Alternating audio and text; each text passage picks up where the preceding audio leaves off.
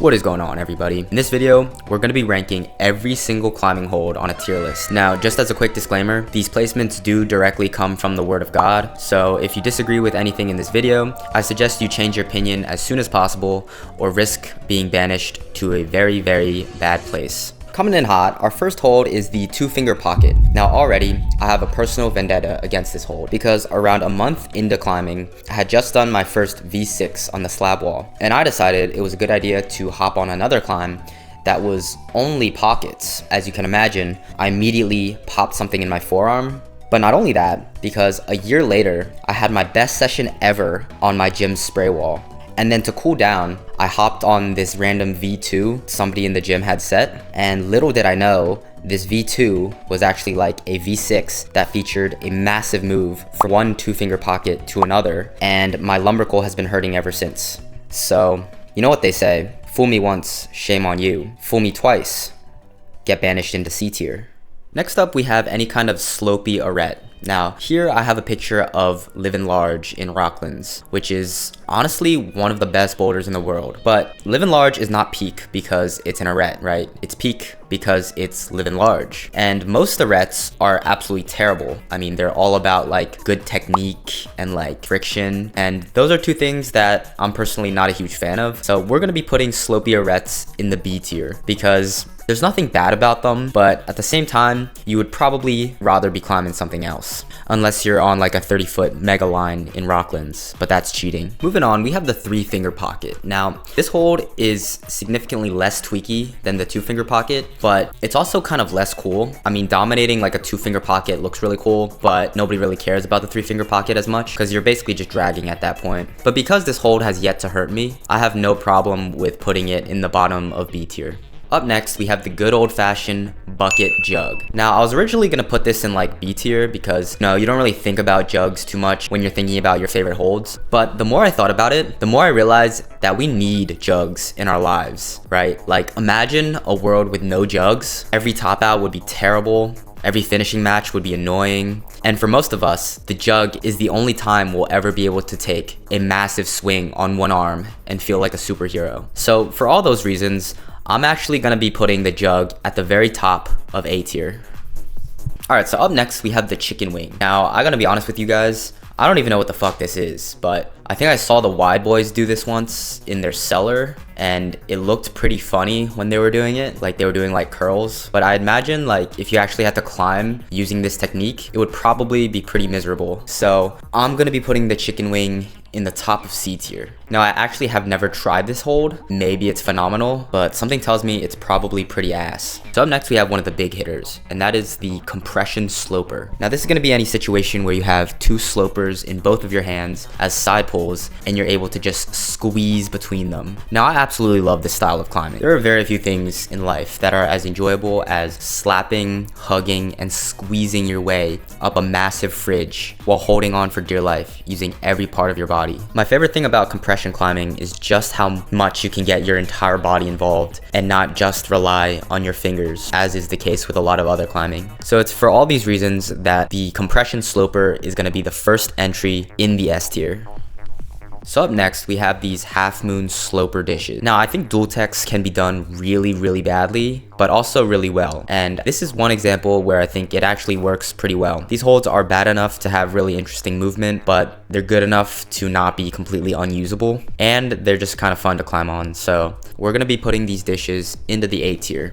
Up next, we have the finger lock. Now, I've only ever tried this once at the New River Gorge on this V7 called Sweet Baby Ray's, and oh my god. I mean, I stuck my fingers in there and immediately it felt like I was about to be degloved. Like, holding your fingers inside of a finger lock is one thing, but actually pulling on it and trying to use it is a whole different story. I genuinely don't know how people have the balls to like pull hard on a finger lock. Like, I think I free solo L cap before I fully commit to a finger lock. It's because of this I have no choice but to put the finger lock as the first entry into the D tier. Up next, we have the fist jam. Now, while I do think that shoving your fist into a tight space can be pretty enjoyable at times, this hold suffers from the same problem as the finger lock in that you feel like you're constantly gonna get degloved. Although I think with crack gloves and tape, it probably doesn't feel nearly as bad as a finger lock. And I also think it looks kind of cool. So we're gonna be putting fist jam into the B tier. Moving on, we have the flat crimp. Now, this is an absolute staple, but if you noticed, I said the word flat. So this is gonna be any crimp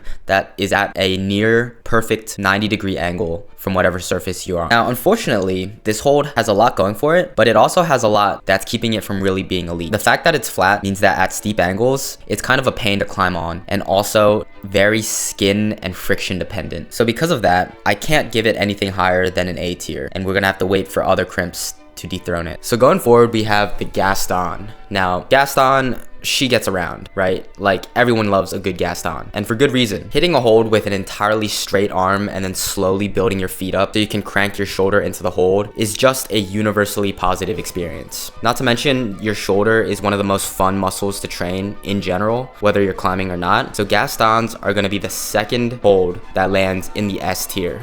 So moving on, we have... Wait, what even is this?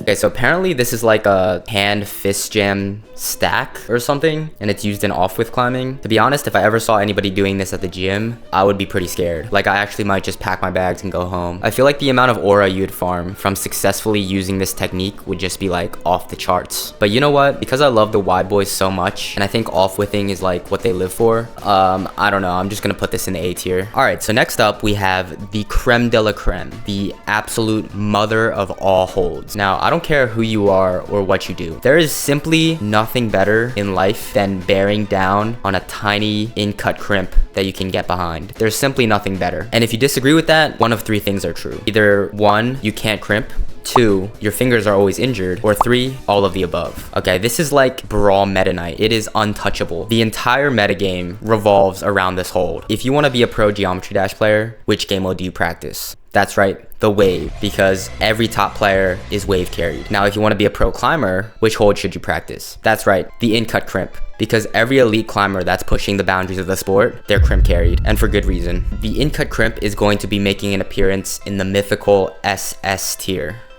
So up next, we have the sloper ball. Now, personally, I'm not a huge fan of these types of holds. They're a big target, but they kind of suck to hold onto. They're very friction dependent, and because I have the 2 most cooked wrists this side of the Mississippi River, I tend to avoid this hold at all costs. So, unfortunately, the sloper ball is going to go at the top of C tier. So up next, we have the fatty Incut jug pinch. Now, I have a confession to make. I've been in love with this hold for the past year and a half. Ever since I first laid my eyes on a TB1, the fatty Incut jug pinches just absolutely stole my heart. They fit my hand absolutely perfectly. They're great training, but they're also just like almost jugs. Like, you can just one arm hang them sometimes. And they're just so fun to jump around on. And oh, I love these holds so much. The only issue is that skill ceiling for them is not that high because they're so good. But even besides that, they're landing comfortably at the top of S tier. Moving on, we have the mono. Now, do I even have to explain why this is landing in the D tier? I mean, if you genuinely enjoy climbing on these, either you're a masochist or you just enjoy being able to flip people off without them getting mad. Easy D tier on this one.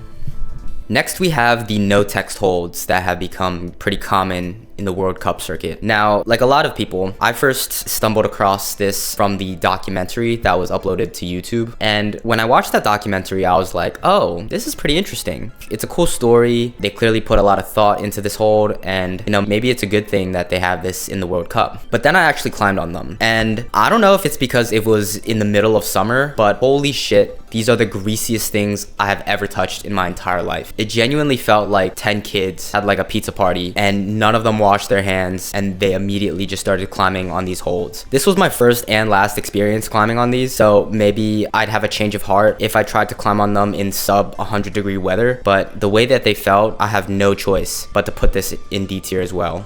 So up next, we have the chimney cracks. Now these are going to be any cracks that are wide enough that you can jam your entire body into. I actually think this style of climbing is pretty fun and also super unique, but the main problem with chimneys is that the skill ceiling is genuinely like V2, right? Like unless you're rubbing boy butter all over your hands and feet for some reason, this kind of climbing is just not going to be very hard. I mean, I guess you could make the chimney like super wide, which would make it a little bit harder, but even then I don't think it'd be super hard, and it probably would be a lot less enjoyable. So chimney cracks, they're gonna go into the bottom of B tier. Moving on, we have these weird macros that I see a lot in gyms. I think this hold is pretty unique in that it's kind of like a sloper, jug, and pinch all in the same hold, which is pretty interesting, and I think you can do a lot of pretty creative movements with it. But at the same time, it also takes up a bunch of space, and this hold is usually a little bit too juggy to have any really hard, interesting climbing that's not super weird. So we're gonna be putting these macros at the top of B tier. Up next, we have the side pull. Now, truth be told, the side pull can never be as cool as the Gaston, right? That's just one of the laws of nature. But side pulls are still pretty cool, especially if you can get two at the same time and get that squeezing and compression going. I think side pulls are pretty enjoyable. That being said, I don't think side pulls really stand out enough to go into the S tier, so I think it's fair to put the side pull in the bottom of A tier. Next, we have the dual text sloper hold. I've seen a lot of different variations of this hold. Like there's a bunch in the gym, and I think there's one on the TB2 as well. And honestly, I like this sloper quite a bit better than a lot of the other slopers, mostly because I can still kind of get away with crimping it, and it also doesn't hurt my wrist like some of the other ball slopers do. It is pretty friction dependent, and you can't really pull off of it as much as I'd like to, but because it's one of the most enjoyable slopey holds around, we're gonna be putting this one in the A tier. Next, we have a hold that I don't know really what the name of it is, but it's kind of like a crimp pinch. So I guess we can call it like a crinch or like a pimp. So I think the pimp can be done pretty badly, but when it's done well, it's done really well. It has all the benefits of being a pinch, which in general are pretty great holds, but it has the benefit of being finger intensive enough to attract crimp specialists. But not only that, if this hold is in-cut enough, sometimes you can get away with straight up treating this as a crimp.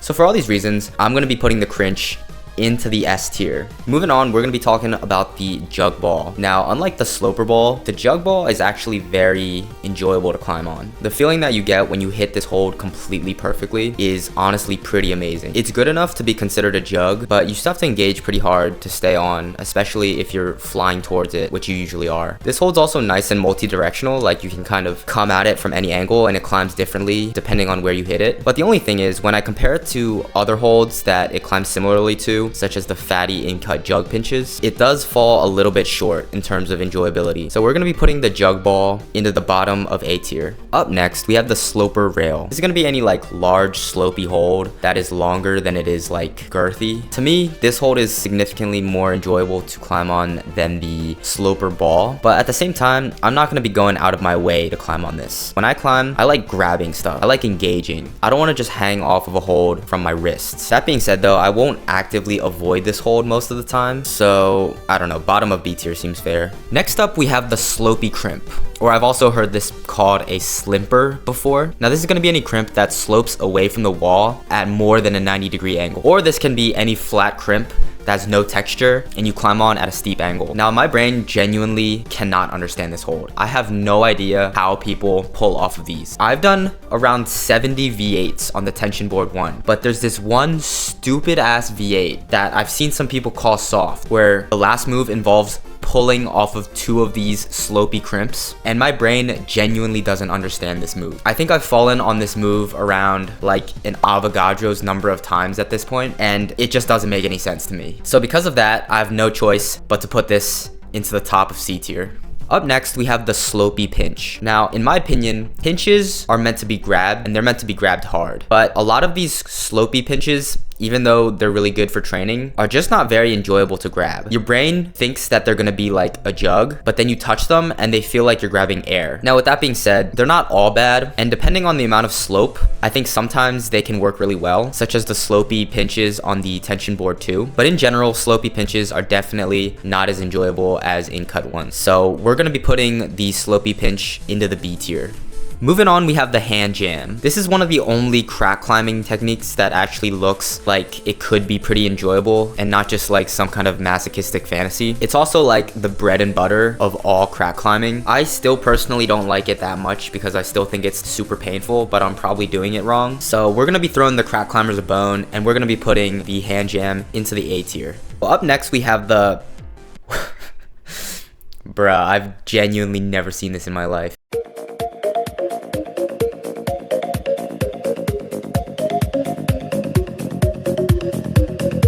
Apparently this is called a thumb stack, and it actually reminds me a lot of like the hook grip in powerlifting and weightlifting. Whenever I tried to go heavy with the hook grip, it would always feel like my thumb was gonna fall off, like legitimately. And I feel like this would be no different. So I think I gotta put this in the C tier, right? Yeah, it's going in the C tier.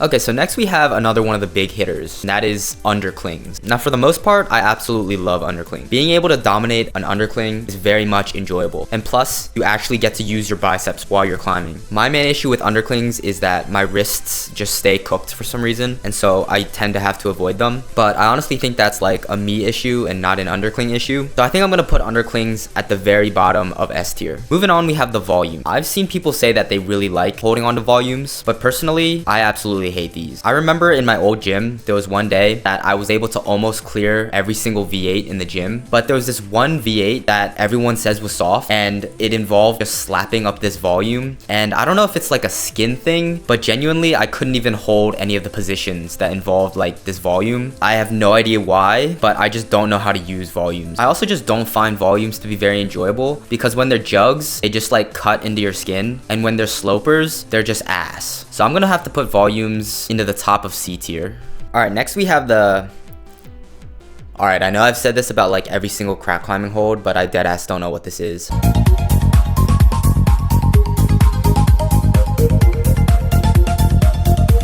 Okay, so apparently this is like wide hands, and it's like half hand, half fist jam. So I don't know. I think I'm just gonna put this halfway in between hand jams and fist jams, like top of B tier.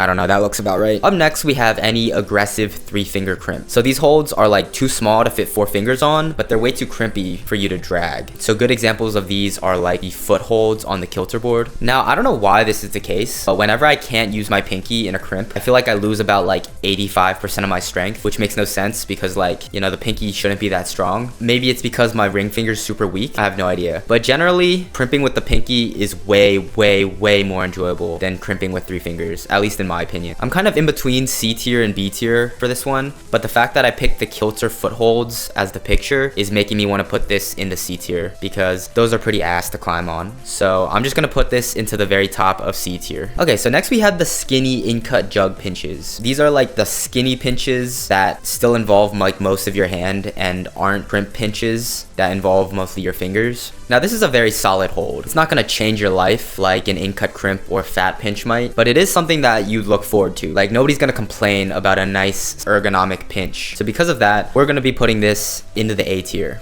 Next up, we have the jug sloper. Now, listen, if you want to be a jug, just be a jug. Don't be whatever this is, okay? This thing is ass. I'm sorry. It's just not very enjoyable to grab onto, right? Like, you're supposedly grabbing a jug, but at the same time, you feel like you're slipping off the entire time, and it would just be so much better if it was replaced by an actual jug, or even like a juggy pinch, or like one of those macro slopers. These like Hueco dual text sloper jugs, they're just not it, okay? They're not it. C tier. All right, last and potentially least, we have the 2-finger crimp.